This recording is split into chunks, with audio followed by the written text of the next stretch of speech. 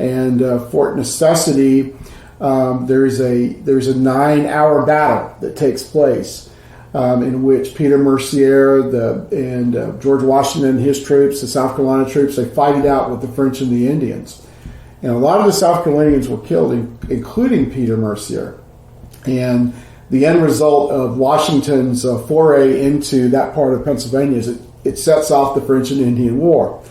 Washington loses his first battle that he ever is in charge of. Of course, he then goes on, to become our American general and then, of course, our president. But there's a connection here in the Cayce area to that battle that took place up there at Fort Necessity in western Pennsylvania. You are listening to Historyman, the platform for historians, curators, and authors to tell their stories of the American Revolution, walk in the footsteps of heroes, and proclaim freedom reigns. On today's episode, we are very fortunate to have Andy Thomas, the curator of the Cayce Historical Museum, and David Brinkman, a local historian and archaeologist, and a commissioner for the Cayce Historical Museum. So welcome both of you. Thank you. Thank you. So today's episode, we're going to be talking about the colonial beginnings in the Midlands of South Carolina. And Cayce, actually, although it was not Cayce at the time, y'all correct me if I'm wrong, Cayce was not the name of this particular area in the colonial times. Is that correct? That's right.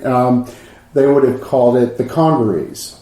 And the reason they would call it the Congarees, you have the Congaree River, and you also have the Congaree stream or creek that run together. And this is it's the fall line that runs through here, which kind of determined a lot of the development. This was as far up the river you could go from the coast before you started having navigation problems. So a lot developed because of that right here. I know when we were talking to some of the historians in Camden, Rick Wise, for instance, gave us a background of Camden, and he talked about that same thing. The fall line stopped at Camden, and really you could almost draw a line from here to Camden as far as the river and where that fall line lies. That's right. The fall line was important in the river because the river was the main highway, and from a transportation standpoint, correct? That's right. You can extend that line all the way over to what was North Augusta, where they put a fort, just like they put a fort here on our river, where the fall line is located. Okay. And David's correct. You could put boats on the river here. Now, they would have to be shallow boats, but they could go from here into the Santee River system, and then from the Santee River system, they could come out into the Atlantic Ocean. And so, with that, you could also ship goods up the river systems here. So from Charleston, you could bring goods up to the fort, or you could bring goods up to the developing town of Granby. This was a very important part of why this area became so important during the colonial period. Part of it is the river. You've got the river that you can ship goods back and forth from the ocean, but you can also follow the river if you're walking the river. So if you're a Native American, you've got a convenient landmark that will, if you follow the river path, it'll lead you to the coast. You're following it up into the Piedmont.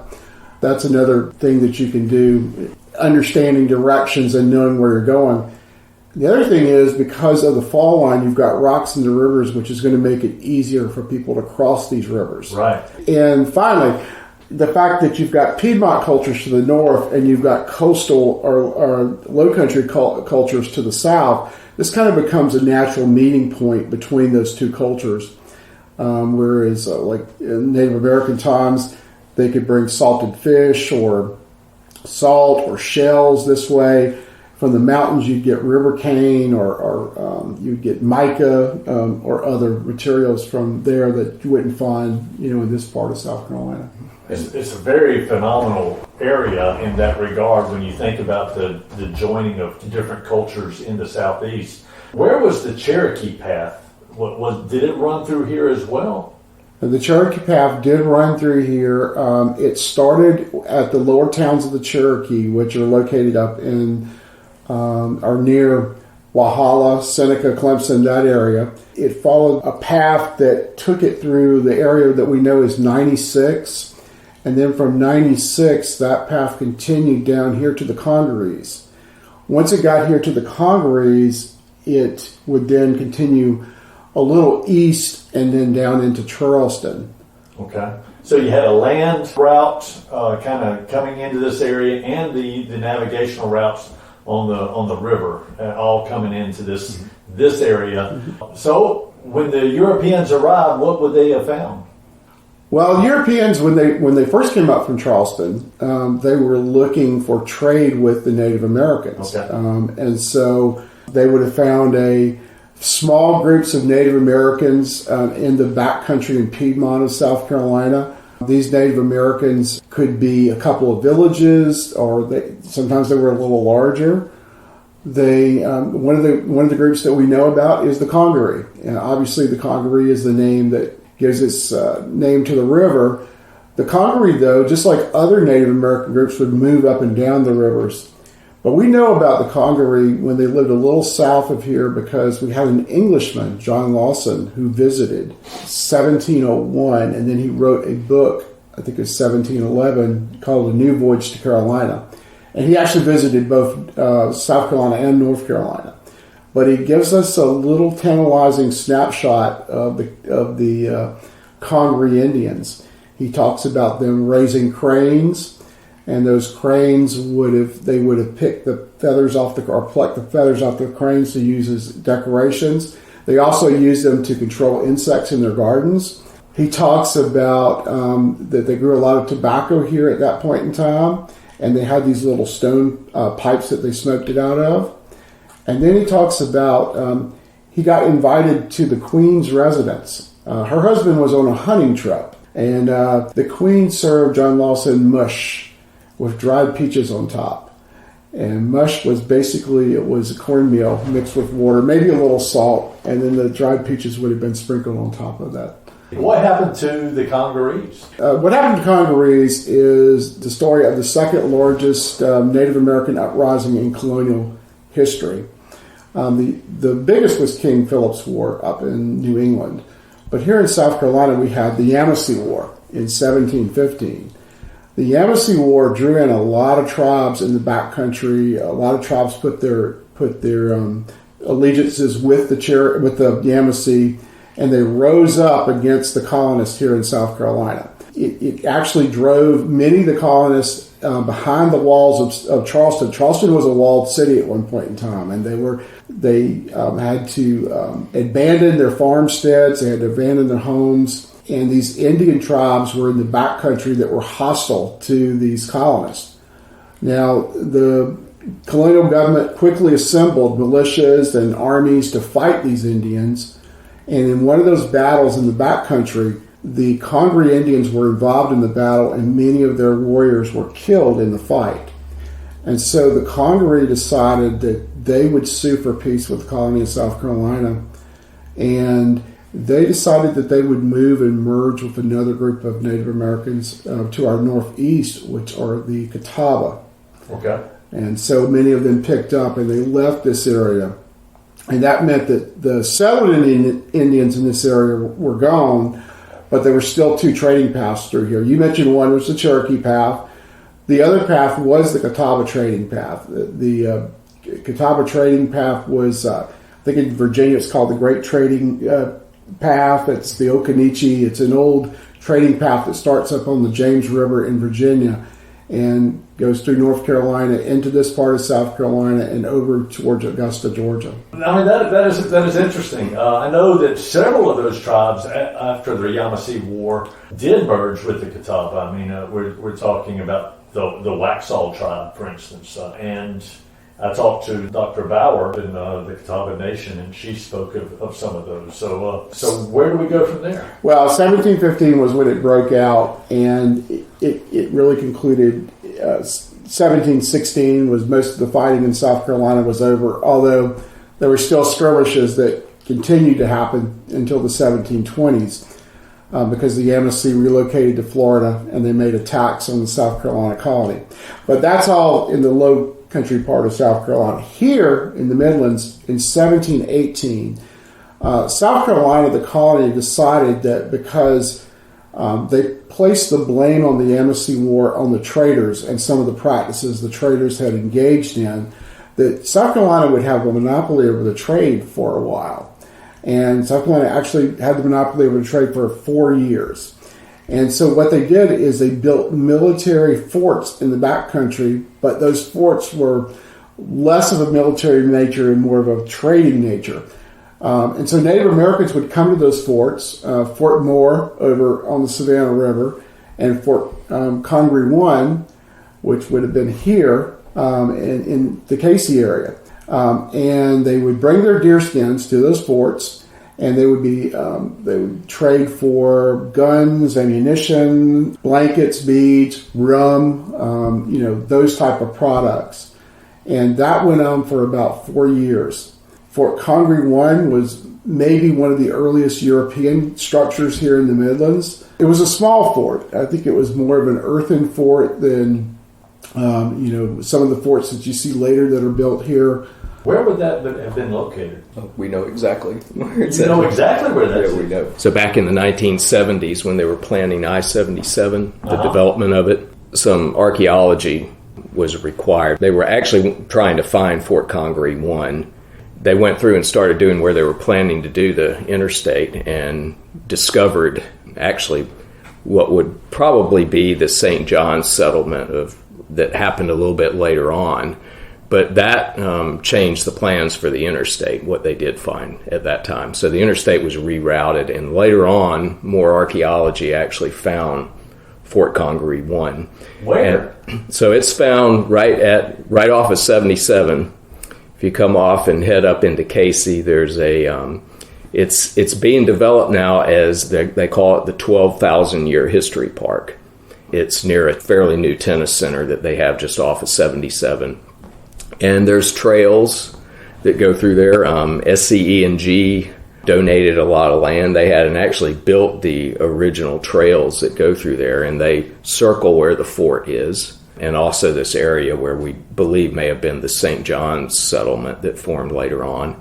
And this it was a trading post that was there. So the Fort Congaree 1, and then the St. John's settlement. Is the St. John's settlement off of that fort? What Yeah, it developed right off of that fort. So the fort really became a trading post. Okay. And that's probably why St. John. So you also had the Saxe-Gotha settlement, which came along. The original plans for that were in the late 1730s. And that was kind of considered the first backcountry settlement, Saxe-Gotha. I mean, prior to this, I thought Saxe-Gotha was the historically oldest in this area. Yeah, the fort preceded it a little bit, but then Saxe-Gotha was developed just north of the fort site. Okay. And as time went on, that gradually, it didn't really catch on. So you had these people that were coming over taking advantage of land grants. So you had the Saxe-Gotha town lots, which were small lots,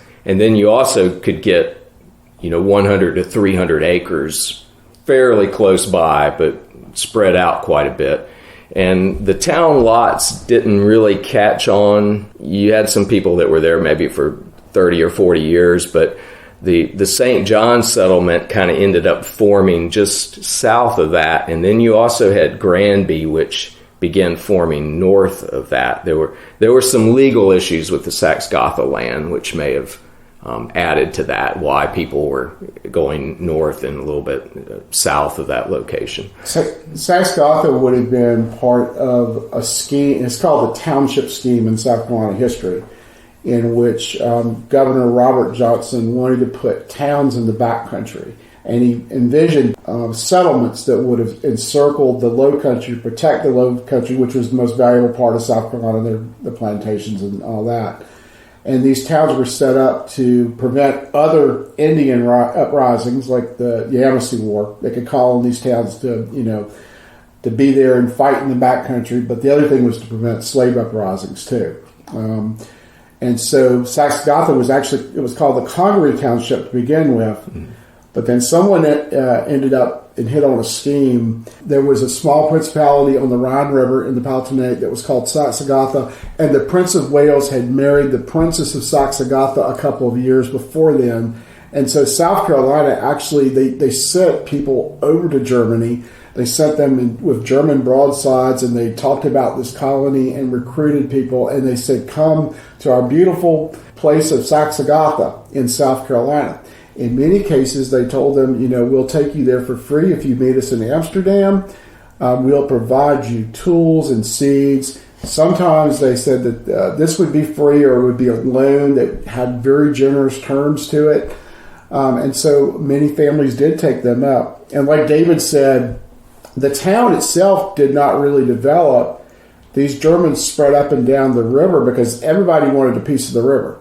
That's why I think there was no central nucleus to this. A lot of these Germans also spread up the Saluda and Broad, which became known as the Dutch Fork because of the German-speaking influence in that area. So what happened to St. John?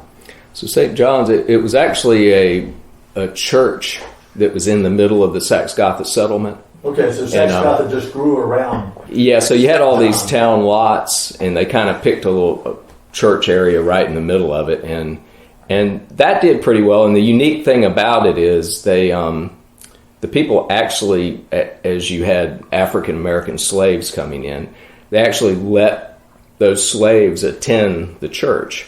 Okay. And eventually, now in the Revolution, the British came in and burned the church down. Oh, okay. And so the European settlers decided, well, we're not going to rebuild this. We're just going to go into other churches. Well, the African Americans had nowhere to go because the other churches would not allow them. So they actually kind of reformed St. John's.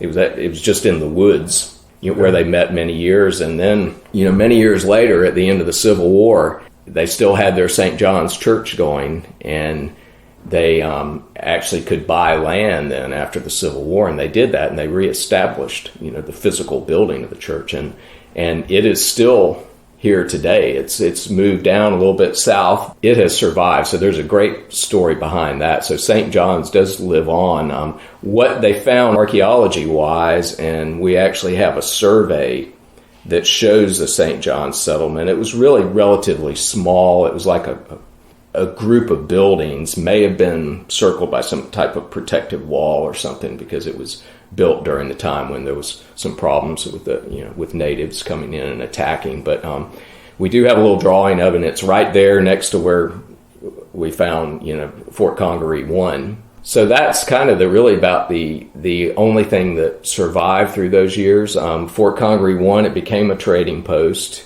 You had Patrick and Thomas Brown, who were Irish people that came here and were Indian traders early on. So they were working at the fort, and eventually they branched off, and Thomas Brown got some land right where Granby would develop. So when we started doing archaeology looking for Granby, we had a pointer to Friday's Ferry, which was kind of the main crossing point right at the fall line.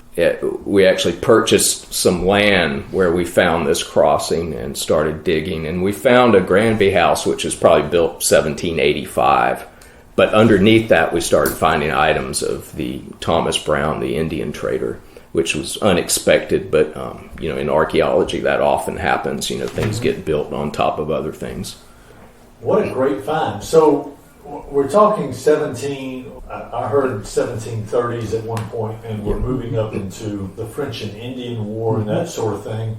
Can you give me a population idea? How many people we had in this area? I think it was still small, within the hundreds. Probably by the time you get to Granby after the Revolution, maybe 1,000 people in Granby. But before that, maybe 500 in the 1740s. As people start to move into this area and settle. I think that's one of the biggest things that I still have a hard time grasping when we talk about, all of these important backcountry settlements and what a pivotal time in history these places played in the founding of our country. And then you start looking at the population and you go, there was hardly anybody there in the whole scheme of things, especially when you compare it to today's population in some of our smallest cities. So we grew, and we're coming up to the French and Indian War. This backcountry settlement had a interesting history in that, correct? That's right. So in the 1740s, both Britain and France are kind of vying for control of the North American continent. And we know that both of these countries, these European countries, had what they called Indian allies. And here in the South, the British considered the Catawba and the Cherokee part of their allies. And of course, the French also had allies of northern Indians. And in that period, these northern Indians were encouraged by the French to come south to attack the southern Indians, specifically, I think, the Catawba, more so than the Cherokee. And in that, in I think it was the year before 1747, James Glenn, who was the governor of South Carolina, sent George Haig, who was a peace commissioner, into this area. And George Haig was supposed to get all these Indians together, the southern Indians and the northern Indians, and work out some kind of peace deal. Well, he was captured, and he was taken back to western Pennsylvania, and they... Holy smoke! Yeah, they captured him and took him as a hostage. Well, they didn't just take him like up to Greenville. They took him all the way to Pennsylvania? Mm. That's right. Okay. And I think the story is that at some point he's an older man. And he goes, I can't make it anymore on this track. Just kill me. And of course the Indians took that kind of literally because they killed him. And of course that got back to the governor of South Carolina and to this guy's wife. And everybody's worried about these incursions, and so they decide they're going to build a second fort at the Congarees, and it's going to be called Fort Congaree II. And this is going to be a much larger fort. And it's going to be a fort that has 3 military companies in it. It has 2 ranger companies. These rangers are men mounted on horseback. They patrol the roads looking for Indians that shouldn't be there. And also there's going to be what they call a South Carolina Independent Company stationed there. And the independent company, who wear a red and green coat, they're found in all the frontier forts in South Carolina. This company, it can be called upon by the governor of South Carolina or by the king to do duties for them. And we have a nice little story about this. But I think, David, you want to say something about the fort first? Kind of the construction, what you found or what you... Yeah, So Fort Congaree II, the actual Saxe-Gotha survey from the late 1730s, it actually had a reservation for this other fort. Now, it wouldn't be built until, probably 20 years later. But that was our location. So when we started doing archaeology at Granby, we were aware of this, and we were keeping our eye out because this was only about 1,000 feet south of where we were digging for Granby. Okay. And eventually we found a plat which showed Fort Congaree just 2 years after it was built. That was shown on the plat relative to a pond. The thing that stood out is this neighborhood where we're modern day neighborhood built in the 1960s. It has a flooding problem, and the lowest elevation of the neighborhood matched this pond. From that, we knew pretty much where the fort should be, and we actually went to the people's house, and we went to a couple different houses. The first house we went to, we asked them, can we do some archaeology in your front yard? And they said, no, I don't think so. The second house, they agreed, and within 2 hours, we had a team of like 40 people here. It was overseen by the state archaeologist, and within 2 hours, we found features of a palisade wall.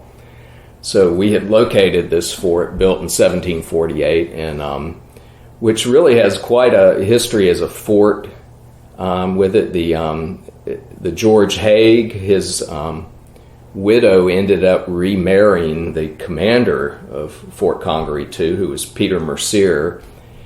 Mercier and a group of his men were called on, and I can't remember the year exactly. Was it 1754? 54. Yeah. They were called on to help out this young guy named George Washington. He was in trouble would that have been in Virginia, that Fort Necessity, or was that? So what happened is in 1754, the guy Peter Mercier, who was a French Huguenot but a British Crown subject. Y'all's faces are lighting up when you start talking about this. It's kind of funny. This guy was called upon with part of his company to march down to Charleston, and they got on a boat and they sailed to Virginia, and then from Virginia they marched into what they called the Ohio country. Really, it was Western Pennsylvania. That was their destination. And when they got there, they met a young Virginian who had just been given his first command. He was serving with the Virginia militia. He'd been given these important orders dealing with the Native Americans in an area as well as the French in that area. And his name was George Washington, of course. And he and the men from South Carolina, the Virginians, they built a fort called Fort Necessity up there. And Fort Necessity, there's a 9-hour battle that takes place in which Peter Mercier and George Washington and his troops, the South Carolina troops, they fight it out with the French and the Indians. And a lot of the South Carolinians were killed, including Peter Mercier. And the end result of Washington's foray into that part of Pennsylvania is it sets off the French and Indian War. Washington loses his first battle that he ever is in charge of. Of course, he then goes on, to become our American general, and then, of course, our president. But there's a connection here in the Cayce area to that battle that took place up there at Fort Necessity in western Pennsylvania. I know when you go to a lot of the battlefields and battle sites now, you see a placard of the names of the people who either participated in the battle, and most of the times it's the names of the people who died in that battle. Do we know the names of the people who left out of Fort Congaree II? We just know Peter Mercier and actually Benjamin Franklin wrote a tribute to him. Is that right? At the time, yeah. And it's a very nice little piece. Yeah, here Andy's got it right here. Somebody read that to me. Well, it's a tribute that appeared in the Philadelphia Gazette in 1754, and I'm just going to read maybe a paragraph or whatever. So, of course, Peter Mercier was born in Georgia, and so this is what he says: "Sweetly thou sleepest in glory's dusty bed, by all esteemed, admired, extolled, approved, in death lamented, as in life beloved. Georgia, loud sounding thy achievements tell, and sad Virginia marks where Mercier fell. Ah, lost too soon, too early snatched away, to joys unfading and immortal day." When people come to this museum, what would they expect to find? So you're going to get a crash course on the history of this area going back 12,000 years. We're going to talk about Native Americans. We're going to talk about the extensive colonial period that we had here. Of course, these three forts figure prominently in it: Fort Congaree I, Fort Congaree II, and Fort Granby. We're also going to talk about the growth of settlements like Saxagatha and Granby. And then we're going to explore what happened in the 19th century with the movement of the state capital across the river, the plantations that were located here, the Civil War, including the Battle of Fort Congaree, which took place in February 1865. And then we'll look at the building of our lock system on the Congaree that got past those rapids that we talked about, and people could actually ship stuff all the way up to Columbia and back. We look at the development of Cayce, which was incorporated in 1914. We look at the railroads, which were an important part of Cayce. Doolittle's raiders gathered here before they actually trained in Florida and then carried out their mission against Japan in 1942. And we've got a little bit more of 20th century history. So we're very diverse. We've got a lot of history. We do have a really nice selection of Native American artifacts upstairs, 5,000 to 6,000 pieces. They were donated to our museum. A lot of them are from South Carolina, but we've got pieces from all over the country, and we have pieces going back to the earliest Clovis points all the way through the historic period. This museum is a great value. We charge $2 for seniors, $3 for adults, $1 for children under 12, and we actually have free Sundays from 2 to 5 when people can come in for free. You've got some things coming up in this area that are fairly interesting that are tied to the museum. Tell me a little bit about those things. Well, we have an event coming up on April the 1st, which we're really excited about. It's what we call the Colonial Village at Tartan Day South. Tartan Day South is a huge Celtic festival here in Columbia. It goes on for 3 or 4 days. You can check them out by probably Googling it. But on April the 1st, we'll be set up out at the festival grounds, which is at the Columbia Speedway here in Cayce, the old Columbia Speedway. And we're going to have what we call a Colonial Village. The Colonial Village is going to have a lot of emphasis on the Midlands as far as the history of the Midlands during the colonial period and Revolutionary War period. David will be there talking about Fort Granby. He has a display. He brings some of his artifacts out. People can come out and take a look at those. We're going to also have some artisans there doing making guns, wooden guns, making weaving, dyeing textiles, brick making, blacksmithing, some of the trades that you would have seen in the colonial period. And some of those, not the blacksmithing, but a lot of those might be hands-on for children and whatnot. Now, there is a charge to get into the event, and you can look that up on the Tartan Day South website. I appreciate it. Thank you all so much. Okay. Thank you. All right, thank you.